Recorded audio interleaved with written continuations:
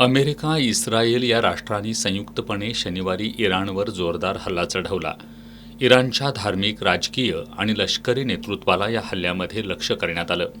हे युद्ध उद्या कोणतं स्वरूप धारण करणार आहे याची चिंता सगळ्या जगाला लागली आहे. कारण दोन्ही बाजूंनी जर यामध्ये इतर राष्ट्रांनी सहभाग घेतला तर याची व्यापकता वाढण्याची शक्यता आहे.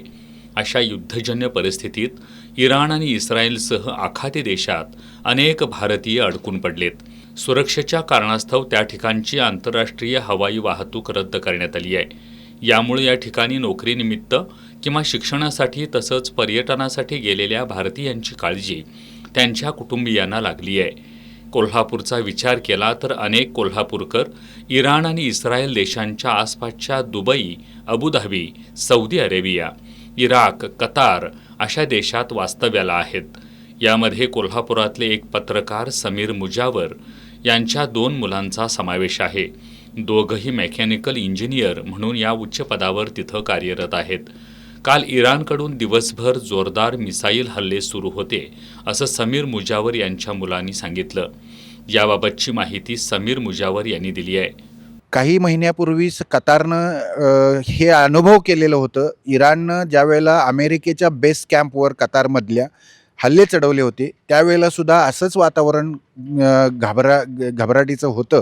परंतु आज आणि काल विशेष करून माझा जीव बाप म्हणून अतिशय घाबरलेल्या अवस्थेत होता.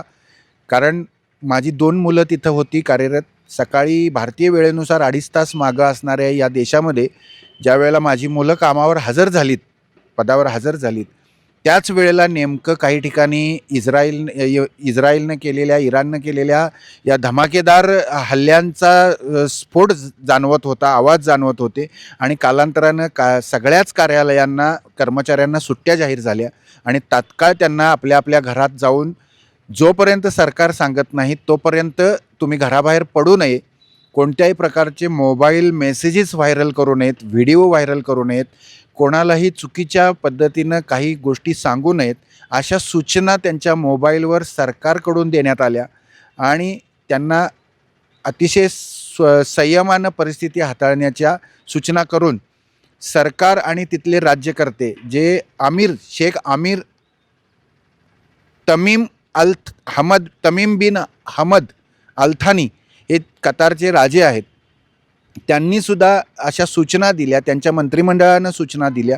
त्यानंतर आजही आत्तासुद्धा माझ्या मुलांचा माझा संपर्क झाला आहे. आज रविवार आहे, तर अजूनही कतारमध्ये धमाके होत आहेत, हल्ले होत आहेत, मिसाईल डागले जात आहेत इराणकडून आणि त्यांना दर 15 मिनिटानं मोबाईलवर अलर्ट येत आहेत.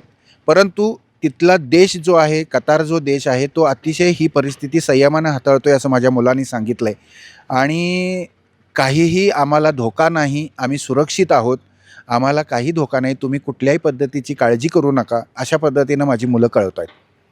फक्त कतारमध्येच कोल्हापूरमधील जवळपास 40हून अधिक जण वास्तव्यास असल्याची शक्यता वर्तवली जाते आहे.